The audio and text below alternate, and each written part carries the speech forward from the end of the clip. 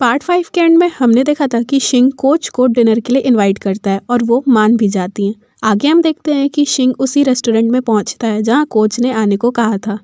उस रेस्टोरेंट की डिशेस की प्राइसेस बहुत ज़्यादा थी। कोच तो वहां पहुंचती है अपनी 2 ट्रेनीज़ के साथ। बेचारे शिंग ने सोचा था कि वो अकेले कोच के साथ रहेगा, लेकिन अब उन्हें जाने के लिए भी तो नहीं कह सकता था। वो दोनों ट्रेनीज़ तो बहुत सारा खाना मंगवाती हैं। शिंग तो जानता ही है बहुत ज़्यादा बिल आने वाला है, इसलिए खुद बेचारा पानी पी के काम चलाता है। फिर और पानी लेने के बहाने से जाता है और पूछता है कि कितना बिल है। रिसेप्शनिस्ट बताती है 1888 युआन, ऑलमोस्ट 19,000 रुपीज़। ये अमाउंट सुन के शिंग की तो हालत ही ख़राब हो जाती है। वो डिस्काउंट लेने की बात करने लगता है, तब वो रिसेप्शनिस्ट बताती है कि उन लेडी ने ऑलरेडी बिल पे कर दिया है। उन्हें छोड़ते समय शिंग कोच से कहता है कि मुझे नहीं अच्छा लगा कि तुमने पेमेंट किया है, तो क्यों ना फिर से चलेंगे डिनर के लिए और अगली बार शिंग की ट्रीट होगी। कोच बिना कुछ जवाब दिए वहाँ से चली जाती है। रात को कोच सारा कुछ सुबह का बात शी को बता रही होती है और कहती है वो तो समझ ही गया होगा कि उसका मेरे पे कोई चांस नहीं। इधर शिंग हाउजू से बात कर रहा होता है।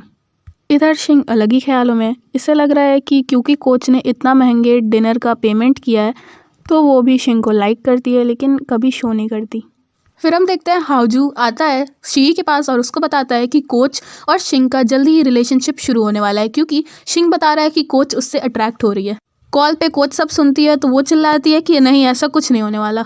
तो हाउजू कहता है शिंग जानता है कि कोच गिव अप करवाना चाहती है, लेकिन शिंग फिर भी ट्राई करेगा। अगला सीन होता है कंपनी का अगले दिन। प्रेसिडेंट हाउजू को प्रोजेक्ट का इंचार्ज बना देते हैं और कहते हैं प्रोजेक्ट का काम अगले मंडे से शुरू हो जाना चाहिए। ये तुम्हारे पास अच्छा चांस है खुद को प्रूव करने का। इधर हम देखते हैं वो गैंगस्टर खेलते खेलते अपने पैसे हार जाता है। उसके बाकी साथी कहते हैं कि अब हमें खेलना छोड़ देना चाहिए। तो गैंगस्टर कहता है कि मेरे पास एक एटीएम इंसान है। फिर वो तुरंत मिस्टर मा को मैसेज करता है कि क्या काम करना है, जिस पर वो रिप्लाई करते हैं कि अभी कोई काम नहीं है। फिर वो गैंगस्टर तुरंत बाहर चला जाता है उन्हें कॉल करने। कॉल पे मिस्टर मा से कहता है कि उससे 50,000 युआन यानी 5 लाख रुपए चाहिए। तो मिस्टर मा कहता है कि अब कुछ नहीं हो सकता, हाउजू के पास बॉडीगार्ड है, बाकी प्लान कैंसिल।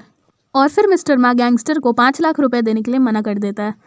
अगले सीन में हम देखते हैं कि वो गैंगस्टर एक पैकेज लेके डिलीवरी ट्रक में रख देता है और वो पार्सल होता है हाउजू के घर के लिए।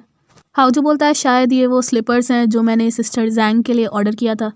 शी जब पैकेज खोलती है तो उसमें एक मरा हुआ चूहा था और साथ में उसमें हाउजू की फ़ोटो भी थी। फिर शी और हाउजू उस कंपनी पहुंचते हैं डिलीवरी वाले। वहाँ का वर्कर चेक करके बताता है कि ये बारकोड फेक है। आजकल ऑनलाइन ये फेक डिलीवरी शीट्स बहुत आराम से मिल जाती हैं। शी फिर उस वर्कर को उस डिलीवरी मैन का फ़ोटो दिखाती है। तुरंत उसे पहचान के वो उसे बुलाता है। वो डिलीवरी मैन उस पैकेज को देख के बताता है कि हाँ, उसी ने ये डिलीवर किया था, लेकिन जब उसने बारकोड स्कैन करना चाहा तो वो काम नहीं कर रहा था। शायद किसी को डिलीवरी के पैसे बचाने थे। फिर दोनों वहाँ से चले जाते हैं। आगे हम देखते हैं कि हाउजू, शी और सिस्टर जैंग शॉपिंग करने आए होते हैं। शी नोटिस कर दिए कि कोई उन्हें स्टॉक कर रहा है, उनके पिक्चर्स क्लिक कर रहा है छुप के। और फिर ये बात वो सिस्टर जैंग और हाउजू को भी बताती है। हाउजू तो उस गैंगस्टर को देख के बहुत गुस्सा भी जाता है, क्योंकि वो छुप के उनके पिक्चर्स ले रहा था। वो फिर उनकी फ़ोटोज़ खींचते हुए कहता है कि तुम लोग कर ही क्या लोगे। सिस्टर जैंग फिर उन्हें इग्नोर करने को कहती है। आगे हम देखते हैं कि वो गैंगस्टर वो पिक्चर्स मिस्टर मा को भेजता है। तो ये परेशान होकर पूछते हैं कि तुम ये फ़ोटोज़ भेज के करना क्या चाहते हो। वो गैंगस्टर कहता है कि उससे बस पैसे की ज़रूरत है। मिस्टर मा जाके वो फ़ोटोज़ प्रेसिडेंट हाउ को दिखा दें और साथ ही साथ हाउजू का नंबर मांगता है। आगे हम देखते हैं कि वो गैंगस्टर हाउजू को मैसेज करके चैलेंज करता है कि वो एक सुनसान बिल्डिंग में आए 11 बजे अकेले, अगर उसके अंदर थोड़ी सी भी हिम्मत है। ऑफिस आके तुरंत शी को प्रेसिडेंट हाउ का बुलावा आ जाता है। उनके कैबिन में जाने से पहले वो रिसेप्शनिस्ट से कहती है कि वो हाउजू पे नज़र रखें। इधर हम देखते हैं कि हाउजू शिंग को करके कहता है कि वो कंपनी के बैकडोर पे पहुंचे अपने कार के साथ कुछ लूज फिटिंग कपड़े लेके। इधर शी प्रेसिडेंट हाउ से कह रही होती है कि मैंने जैसा ऑब्जर्व किया है वो गैंगस्टर बस आपको परेशान करना चाहता है, ब्लैकमेल करना चाहता है। रही बात पैसे की तो आप उसे फूटी कौड़ी भी मत दीजिएगा। हाउजू को प्रोटेक्ट करना मेरा जॉब है, चिंता मत करिए, मैंने पहले भी इससे डेंजरस केस हैंडल किया था। प्रेसिडेंट हाउ भी शी की बात मान लेते हैं और उससे थैंक यू कहते हैं। इधर हम देखते हैं हाउजू सक्सेसफुली कंपनी से निकल लेता है। शी को जब पता चलता है कि हाउजू वहाँ नहीं है तो वो बहुत परेशान हो जाती है और हाउजू के पीछे जाने लगती है। इधर हम देखते हैं शी के फादर डूफेंग के अपार्टमेंट पहुँच रहे होते हैं और बीच में अंकल ली से कुछ बातें भी करते हैं। इधर हम देखते हैं खाना खाने के बाद डूफेंग बर्तन धोने जा ही रहा होता है, तब तक शी के फादर वहाँ पहुँचते हैं। ये अपने आप को इंट्रोड्यूस करवाती है कि वो डूफेंग की गर्लफ्रेंड है मेई, वो बहुत टाइम से डूफेंग के साथ है, और फिर खुद की बहुत तारीफ करने लगती है। सारी बातें सुन के शी के फादर भड़क जाते हैं और फिर वो डूफेंग से पूछते हैं, बताओ मुझे, तुमने लोगों को क्यों कहा है कि शी ने तुम्हें चीट किया है, बल्कि तुम उसे कर रहे थे। और फिर कहते हैं कि मैं यहाँ पे तुमसे शी की तरफ से माफ़ी मांगने आया था, लेकिन अब मुझे पता चला कि तुम्हारी सारी गलती है। अब इन चीटर डूफेंग को भी गुस्सा आ जाता है। कब से वो शी के फादर को अंकल अंकल कह के बुला रहा था, लेकिन अब वो उन्हें उनके नाम से बुलाने लगता है। ये बुद्धू महारानी कहती है कि वो डूफेंग पे ट्रस्ट करती है। डूफेंग उसके साथ आने से पहले शी से बहुत पहले ही ब्रेकअप कर चुका था। दोनों मिलकर शी के फादर को बहुत कुछ सुनाने लगते हैं। उन्हें यहाँ पे हार्ट अटैक भी आ जाता है। पहले दोनों को लगता है कि ये एक्टिंग कर रहे हैं, लेकिन थोड़ी देर में इन दोनों के दिमाग में दिमाग आता है। आखिर तुरंत एम्बुलेंस को कॉल करते हैं। एम्बुलेंस का ड्राइवर उनसे कहता है कि आप दोनों इनके फैमिली के हैं ना, तो अंदर आइए। दोनों बोलते हैं हम इनके फैमिली के नहीं हैं, और तुरंत शी का नंबर उन्हें दे देते हैं। इधर शी हाउजू का पीछा ही कर रही होती है।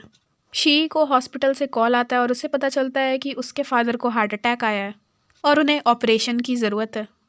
शी उनसे बोलती है कि वेल, अभी मैं किसी काम में फंसी हुई हूँ, मैं वहाँ पे अभी तो नहीं आ पाऊँगी, मैं अभी किसी और को वहाँ भेजती हूँ। ये दोनों बेदिमाग इधर परेशान होते हैं और सोच रहे होते हैं कि काश शी के फादर एकदम ठीक हो, वरना सारा इल्ज़ाम इन दोनों पे ही आएगा। इधर हम देखते हैं हाउजू शिंग की वैन लेके पहुंचता है उस पुरानी बिल्डिंग में जहां उस गैंगस्टर ने उसे बुलाया था। वो गैंगस्टर उस बिल्डिंग के 3rd फ्लोर पे होता है, उसे ऊपर आने को कहता है।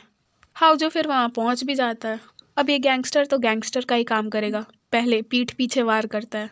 ऑफ कोर्स हाउजू को तो एक्सपीरियंस नहीं है, थोड़ा ज़्यादा ही पिटा जाता है। कुछ कांटेदार चीज़ों पे गिरने ही वाला होता है, तब तक शी आके उसे बचा लेती है। अब इन गैंगस्टर भाई साहब को तो बहुत डर लगने लगता है, क्योंकि ऑलरेडी कई बार शी के हाथों से पिटा चुके होते हैं। शी को तो ऑलरेडी बहुत गुस्सा आ ही रहा था, पीट के रख देती है बेचारे को। हमारी शी तो बहुत स्मार्ट है, उसने आने से पहले पुलिस को भी कॉल कर दिया था। फिर हम देखते हैं कार में आके शी कोच से अपने डैड का हालचाल पूछती है। कुछ बताती है कि तुम्हारे डैड को मिनी हार्ट अटैक आया था, उनका ऑपरेशन हो गया और वो अब ठीक है। शी कोच को थैंक यू बोलती है और कहती है तुरंत पहुंच रही है। हाउजू पूछता है हम कहाँ जा रहे हैं। शी को तो ऑलरेडी उस पर गुस्सा आ रहा था। कहती है मुझे नहीं पता अब तुम्हारे लिए कहाँ सेफ है, सो प्लीज़ मेरे साथ रहो, डॉक्टर्स ने जस्ट मेरे डैड की ज़िंदगी बचाई है। हाउजू पूछता है तो फिर तुम हॉस्पिटल क्यों नहीं गई। शी कहती है मैं तुम्हारा पीछा कर रही थी, अगर मैं तुम्हारा पीछा नहीं करती तो अभी तुम सही सलामत नहीं होते, मैंने सबसे पहले अपना जॉब किया है। शी वहाँ पहुँचती है, तब तक उसके डैड को होश आ चुका होता है। शी उनका हालचाल लेने के बाद कोच से पूछती है कि अचानक से इन्हें मिनी हार्ट अटैक क्यों आया। किनारे ले जाके कोच शी से कहती है कि हॉस्पिटल वालों से उसे पता चला है डूफेंग नाम के इंसान ने एम्बुलेंस के लिए कॉल किया था और इमरजेंसी लोकेशन था डूफेंग का घर। और यहीं पे ये पार्ट ख़त्म हो जाता है। फिलहाल I am not well, so I request कि आप लोग सेफ रहें, हेल्दी रहें, खुद का ध्यान रखें। Good bye.